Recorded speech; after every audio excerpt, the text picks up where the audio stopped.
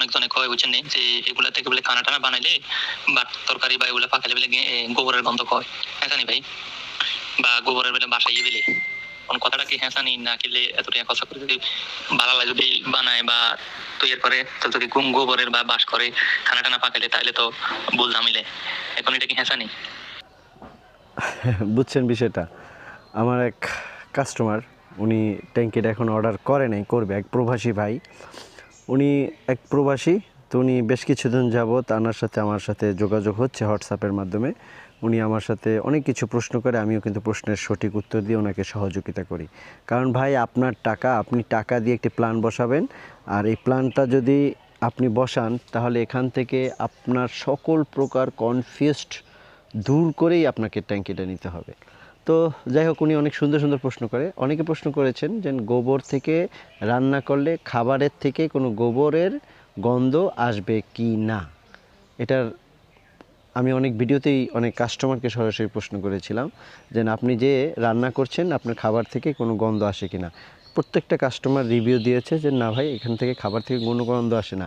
কারণ গন্ধ আসবে কেন? পৃথিবীতে যত প্রকার গ্যাস আছে সব গ্যাসেই গন্ধ আছে, কারণ গন্ধ ছাড়া কোনো গ্যাস হবে না।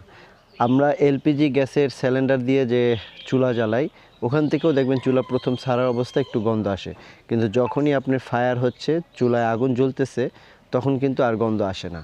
এটাও সেম, যে কোনো গ্যাস এবং বায়োগ্যাসের প্ল্যান্ট থেকে গন্ধ আসবে, সেটা মুরগির বিষ্ঠার হোক আর গোবরের হোক, কিন্তু যখন আপনি চুলায় আগুন জ্বলবে কোনো গন্ধ থাকবে না।